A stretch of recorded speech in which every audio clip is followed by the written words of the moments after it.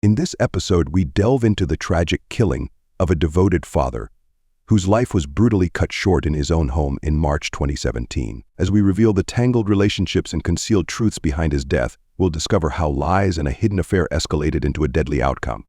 Karl Prescott, 46, was a manager at a manufacturing plant in Council Bluffs, Iowa, a quiet Midwestern town that many would describe as ordinary. A true blue-collar worker, Karl was respected for his no-nonsense leadership.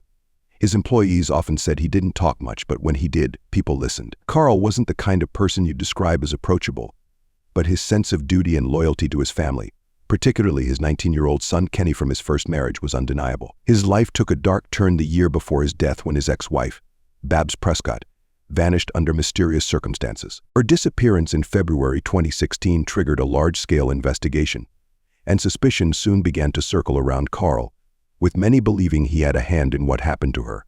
Despite the increasing suspicion, Karl continued to assert his innocence, though the rumors around town tarnished his name. 4 months after Babs' body was discovered, authorities confirmed she had been murdered. Still grappling with her death, Karl moved forward with his life and married Eve, a nurse from Omaha, Nebraska, in June 2016. Their whirlwind marriage surprised many, given the unresolved questions surrounding Babs' death. Some speculated that Karl hurried into the relationship to divert attention from the media and ongoing suspicions about his role in his ex-wife's murder. Despite the rumors, Karl and Eve appeared to settle into a more subdued life, embracing their new chapter as a married couple. However, Karl's home life remained turbulent. Tensions between him, his son Kenny, and his new wife Eve were steadily rising. Karl and Kenny frequently clashed, with their arguments mostly centered around Kenny's lack of direction and motivation. Kenny was enrolled in a vocational school studying mechanics, but his rebellious nature increasingly frustrated Karl. At the same time, Eve had secrets of her own, and Karl was beginning to piece them together. In the days before his death, Karl became noticeably more distant and withdrawn. Friends observed that Karl seemed preoccupied, as though something heavy was on his mind. He no longer talked about his dreams or future plans, a stark contrast to the man who once took pride in his hard work and long-term ambitions. He had been making efforts to mend his relationship with Kenny, but what Karl didn't know was that Kenny had been having an affair with Eve. As more secrets came to light, Karl's life began to spiral out of control. On the morning of March 16, 2017, the peaceful town of Council Bluffs, Iowa, was shaken by the shocking discovery of Karl Prescott's body. Around 7:30 a.m., his son Kenny found him lying on the kitchen floor of their unassuming home. Kenny found his father's body after returning home from his girlfriend's house, where he had spent the night. He later recounted to the police that the house felt unnaturally quiet as he entered the kitchen. It was then that he saw his father lying on the floor, surrounded by a pool of blood. Karl's throat had been slit, and a large pool of blood surrounded him on the floor. A bloodied knife lay nearby. Initially, Kenny hoped his father might still be alive, but it quickly became evident that Karl was beyond help. In a state of panic, Kenny immediately dialed 911, his voice trembling with fear. Within minutes, emergency responders arrived at the scene, and both police officers and paramedics swiftly confirmed that Karl was deceased. At first glance, the scene appeared to suggest a suicide.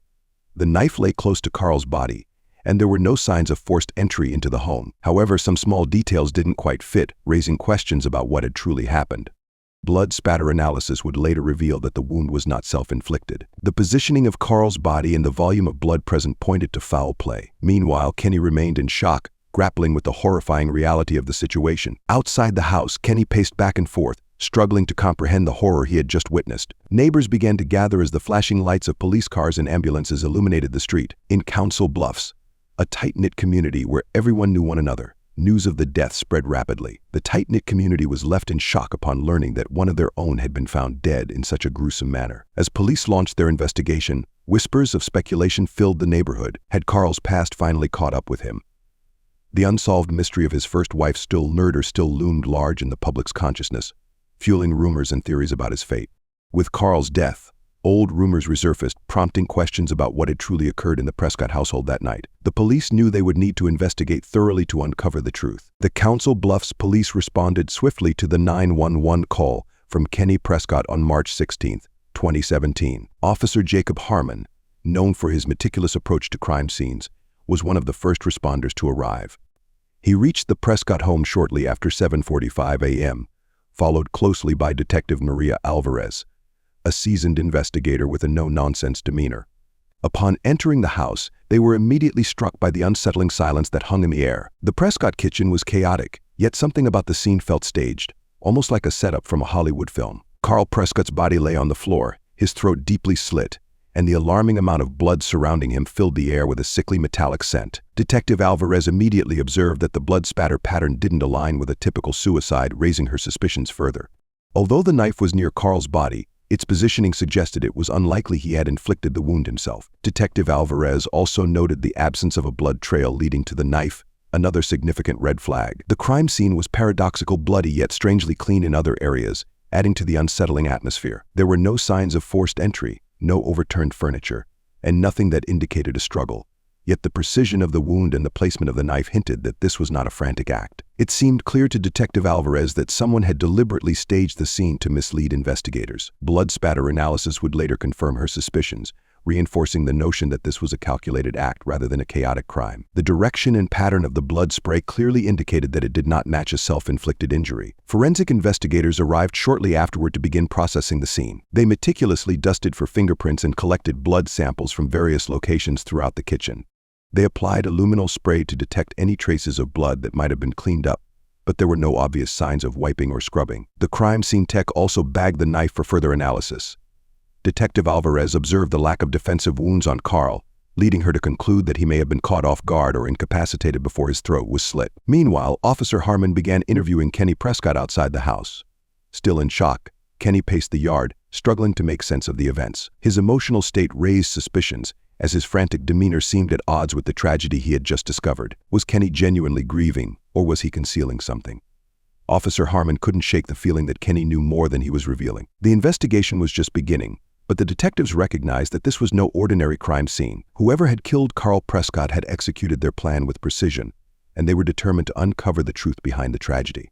Eve Prescott, 37, quickly became the first suspect for police following the discovery of Karl Prescott's body. A nurse at Methodist Hospital in Omaha, Nebraska, she was known for her quiet demeanor and strong work ethic. In the community, Eve was regarded as a devoted wife and mother, often seen crafting scarves for her infant daughter, which added to her seemingly wholesome image. However, beneath her composed exterior, Eve's life was far more complicated than anyone realized. During initial questioning, she appeared calm but somewhat detached. She informed investigators that she had been at work the night Karl was killed, presenting her work schedule as an alibi to support her claim. However, investigators soon uncovered details that cast suspicion on her. Eve openly admitted that she had been involved in a secret affair with Karl's son, Kenny Prescott, for several months. This revelation of their sexual relationship instantly placed her at the heart of the investigation, making her a prime suspect in Karl's murder. The police began to question whether Karl had discovered the affair and if that revelation might have led to a fatal confrontation. But Eve harbored another secret. She said transitioned from male to female years before meeting Karl, a fact she had concealed from him for much of their marriage. This additional layer of deception added complexity to the investigation, leaving detectives to wonder if Karl had uncovered this truth as well. Eve, formerly Evelyn Borowski, had fabricated much of her past to protect her trans identity and maintain her relationship with the conservative Karl. To solidify her place in the family, she even faked a pregnancy, raising the daughter as her own. However, the investigation took a darker turn when police uncovered a shocking revelation about the child, a discovery that would place the little girl at the very center of the case. During the interrogation, Eve maintained a composed exterior, answering questions with short, direct responses. However, Detective Alvarez noticed slight cracks in her calm demeanor when the conversation turned to her relationship with Kenny. Eve became defensive, insisting that Karl had no knowledge of the affair or her hidden past. Her shift in tone signaled to Alvarez that there was more beneath the surface than Eve was willing to admit. Despite her composed responses, Eve's cold and calculated demeanor raised red flags for the police. They began to suspect that Eve had a motive to kill Karl, fearing her secrets were on the verge of being exposed. Financial records further fueled their suspicions, revealing that Eve stood to receive a substantial life insurance payout upon Karl's death, strengthening the theory that she had a financial incentive to eliminate him. Investigators pressed Eve on the financial motive, but she continued to deny any involvement in Karl's murder. Despite her denials, her calm demeanor and the lengths she had gone to protect her hidden life made detectives suspicious. Although they didn't have enough concrete evidence to arrest her, Eve Prescott remained under intense scrutiny, with investigators keeping a close watch on her every move. Kenny Prescott, 19, quickly became a key suspect in the investigation into his father's murder. Karl's son from his first marriage, Kenny had been living with Karl and Eve for several months leading up to the crime. A student at Iowa Western Community College, Kenny was studying auto mechanics a field he was genuinely passionate about. Despite his focus on school, tensions had been brewing between him and his father in the months before Karl's death. Kenny, known for his charm and easygoing nature, had a rebellious streak that frequently put him at odds with his father. He enjoyed spending time with friends, smoking weed, playing video games like Call of Duty and Madden NFL, and working on cars with his buddies on weekends. However, his relationship with Karl had become increasingly strained, especially after Karl's remarriage to Eve. The tension between father and son only grew as Kenny resisted Karl's attempts to impose discipline and direction in his life. Karl and Kenny frequently argued over Kenny's laid-back, pot-fueled lifestyle and lack of focus on his studies. Karl, a strict and disciplined man, wanted his son to pursue a stable career, ideally in the army, while Kenny was more interested in living in the moment, often turning to drugs and friends for distraction. The tension between them only worsened when Kenny secretly began an affair with Eve, his father's wife, deepening the divide and setting the stage for an explosive confrontation. During the investigation, police quickly uncovered the affair, making it a central focus. When detectives first questioned Kenny, he appeared distraught and shaken by his father's death. He told them he had discovered Karl's body early that morning after returning home from his girlfriend's house. His emotional state seemed genuine at first, but the revelation of his relationship with Eve cast doubt on his version of events, and investigators began to dig deeper into his possible involvement. Kenny's first instinct was to call 911. But his demeanor during the questioning raised some concerns. Detective Alvarez noted that while he seemed genuinely emotional, his responses came off as rehearsed, almost as if he were trying too hard to convince the detectives of his innocence. Additionally, Kenny lacked a solid alibi for the night of Karl's murder, leaving investigators questioning whether he was being completely honest about his whereabouts. Kenny told police he had been at his girlfriend's house, where he claimed to have been drunk and sleeping on the bathroom floor at the time of the murder. This alibi raised suspicions among investigators, who found it hard to believe. Compounding their doubts was the fact that Kenny was the last person known to have seen Karl alive, and the ongoing tension in their relationship provided a possible motive for foul play. The police pressed Kenny about the secret affair, questioning whether Karl had discovered it. He hesitated before responding, which only intensified their suspicions. Eventually, Kenny admitted that he had thought Karl might have been aware of the relationship, but he firmly insisted that he had no involvement in his father's murder. His reluctance to openly discuss the matter and the ambiguity of his statements left detectives wondering if he was hiding something. Despite his insistence on innocence, Kenny's evasiveness, along with his underlying resentment and jealousy over his father's relationship with Eve, positioned him as a prime suspect. Detectives remained skeptical of his claims, yet they lacked concrete evidence to directly link him to the murder. As the investigation unfolded, Kenny was kept under close scrutiny, with detectives keenly aware that the truth could still emerge from the tangled web of relationships and secrets surrounding the Prescott family.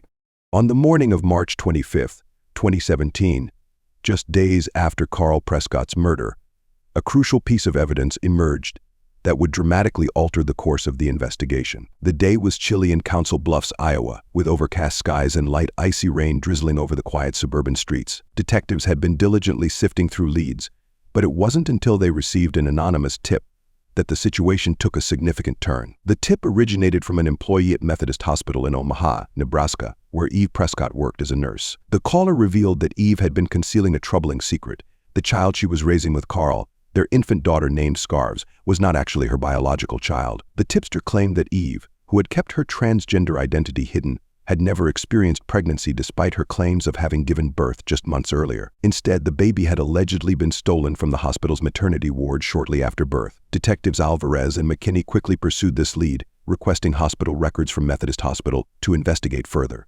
The detectives were stunned by the revelation. The hospital records confirmed that a baby girl had been reported missing just days after Eve supposedly gave birth. The child's name was Yuz Maria Calhan Vasquez, and her biological mother, Carlina Calhan Vasquez, had been desperately searching for her since the incident. This discovery not only deepened the investigation into Eve, but also raised serious questions about her motives and the true nature of her relationship with Karl. With this new information, detectives felt they were closing in on the truth about Karl's murder and Eve's dark secrets. They realized they needed to locate Carlina Calhan Vasquez to gather more information and possibly connect her to Eve and Karl's lives. As the investigation unfolded, it became clear that the stakes were much higher than initially thought.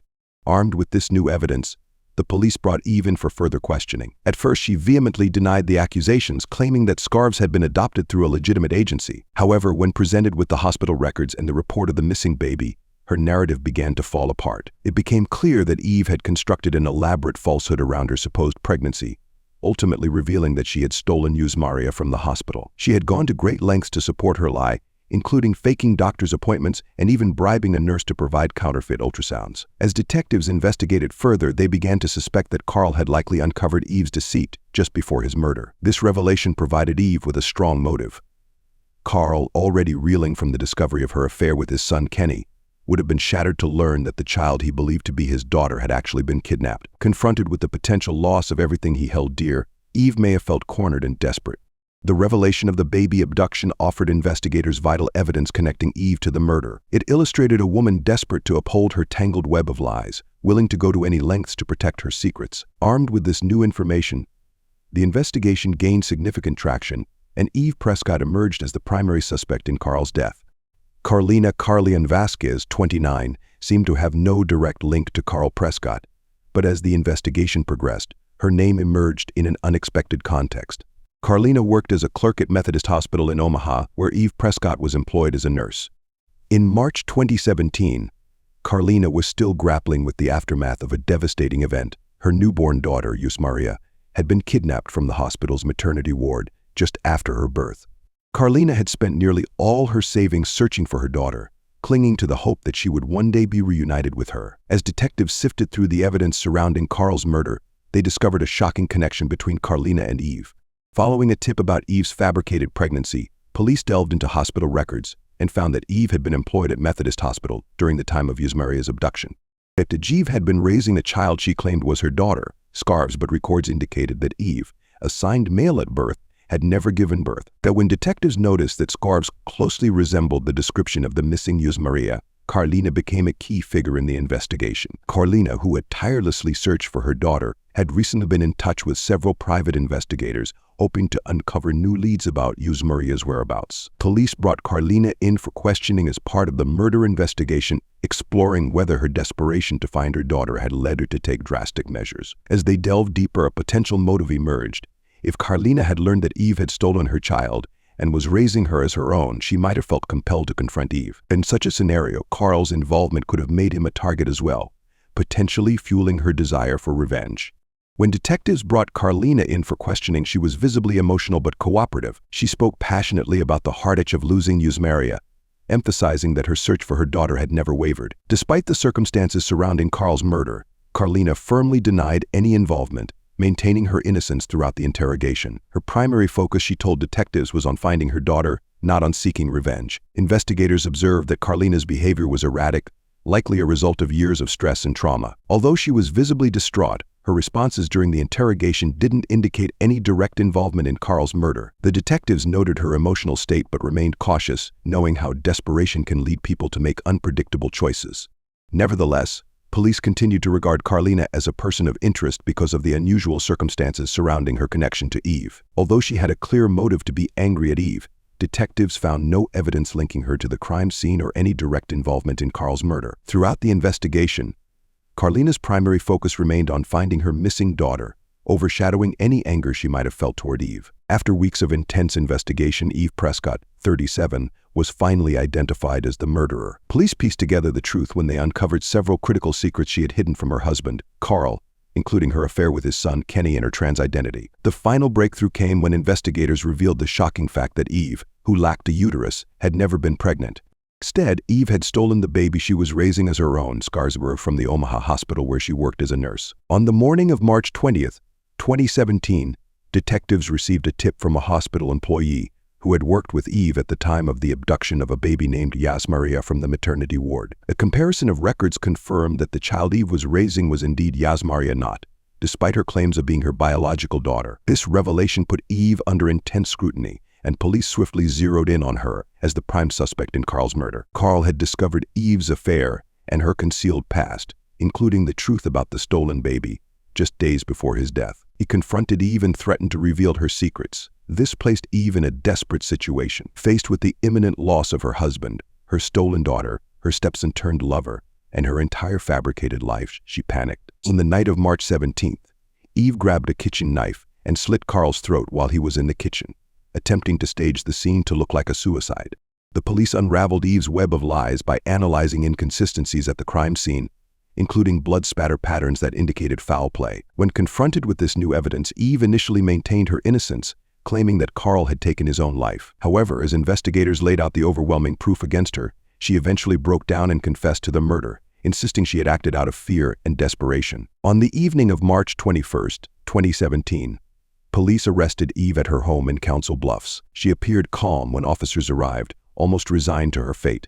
Meanwhile, her stepson Kenny was devastated by the revelation of her betrayal and chose to check into a psychiatric facility to cope with the emotional turmoil. Karl's family, still mourning the mysterious death of his first wife, was both shocked and relieved to finally learn the truth about what had happened. The trial of Eve Prescott commenced on May 15, 2018, in Council Bluffs, Iowa. Tension filled the courtroom as the prosecution presented its case against Eve, detailing her web of lies and the motive behind Karl's murder. The lead prosecutor, Emma Rose Hartman, 45, was known for her commanding presence in the courtroom and her unwavering commitment to justice. She argued that Eve had brutally murdered her husband to safeguard her hidden truths. Hartman meticulously laid out the evidence, emphasizing how Eve had not only betrayed Karl's trust but had also committed the heinous act of kidnapping a child and fabricated an entirely false identity.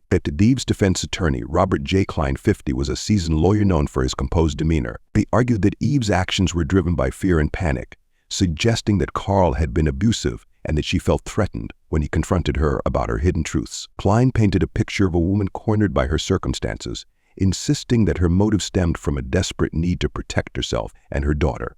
Klein portrayed Eve as a woman ensnared in a challenging situation, desperately attempting to hold her family together. However, many in the courtroom struggled to see her as the victim in this scenario. Family members of Karl Prescott occupied the front row, their faces reflecting disbelief and anguish as the evidence unfolded. But each revelation seemed to deepen their pain, exposing not just Karl's tragic end, but the layers of deceit that had infiltrated their lives. They remembered Karl as a devoted father and husband, deeply committed to his family. Kenny, still reeling from the betrayal of both his father and stepmother, attended every day of the trial, desperately seeking answers. The emotional toll on the family was palpable as they absorbed the harrowing details of the murder and the web of deception that had surrounded Karl's life. But each testimony weighed heavily on their hearts, forcing them to confront not only their loss but also the shocking reality of the betrayal they had endured.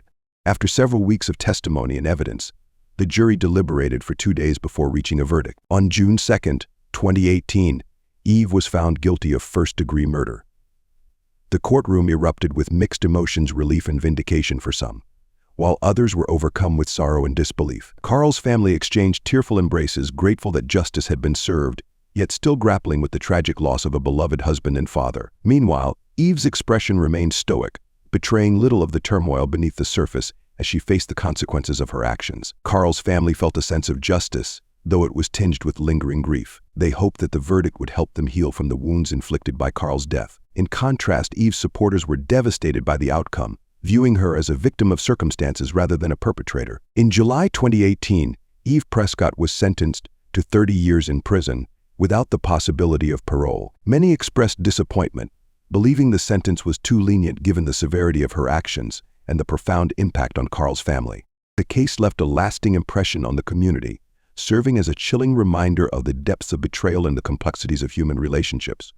Many community members voiced their anger and disappointment, believing that Eve's actions warranted a harsher punishment. While Karl's family experienced a sense of closure with the verdict, the emotional scars from the tragedy lingered deeply. As the trial concluded, the impact of the case resonated throughout Council Bluffs, prompting discussions about domestic violence, betrayal, and the lengths people might go to protect their secrets. The community grappled with the complexities of the case, reflecting on the intertwined lives and the devastating consequences that resulted from a web of lies. It served as a sobering reminder of the fragility of trust and the profound effects of deception on families and communities. The community buzzed with conversations about the case, sharing their thoughts in cafes and grocery stores, pondering the deep pain of betrayal and loss. Following Eve Prescott's sentencing to 30 years in prison in July 2017, her life took a sharp turn. As she settled into her new reality at the Iowa Correctional Institution for Women, Eve began to confront the repercussions of her choices. The weight of her circumstances gradually became clear to Eve. Many in the community expressed their frustration, believing that her 30-year sentence was insufficient for the brutal murder of her husband, Karl. Eve's identity as a transgender woman further complicated her experience in prison, as she faced challenges in gaining acceptance among the other inmates. Meanwhile, Kenny Prescott, Karl's son, struggled to rebuild his life.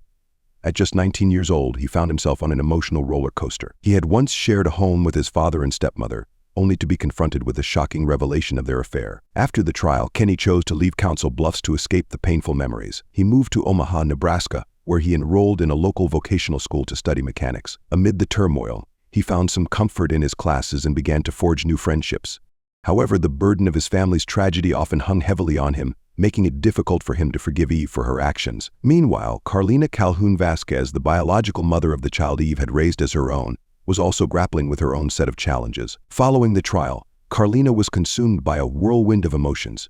She had dedicated years to searching for her daughter, Ismeria, who had been taken from her shortly after birth. With Eve now behind bars, Carlina was determined to reunite with the child she had lost. In March 2018, she successfully petitioned to adopt Scarves, the girl Eve had raised as her own. This marked a moment of joy for Carlina and an opportunity to provide Scarves with the life she deserved. Embracing her new role, Carlina became a dedicated mother while working at a local hospital, striving to create a nurturing home for her daughter. As Scarves, formerly known as Wairia, grew up, she remained blissfully unaware of the complex history that surrounded her beginnings. As Scarves adjusted to her new life with Carlina, she began to find a sense of stability. Carlina poured her heart into creating a nurturing environment, and as the days went by, Scarves flourished. She thrived academically and discovered a passion for art, often expressing her emotions through vibrant drawings of her visitants. Though Scarves had many questions about her biological mother, Carlina navigated their conversations with care, highlighting themes of love and resilience. So over time, the community of Council Bluffs began to heal from the tragedy. Local news outlets would occasionally revisit the story, but for many residents, life gradually returned to a semblance of normalcy. The intertwined stories of Eve, Kenny, Carlina, and Scarves served as a cautionary tale about betrayal, shrine, and loss and the search for redemption. The community reflected on the deep scars left behind by their actions, reminding everyone of the complexities of love and the lengths people will go to protect their secrets.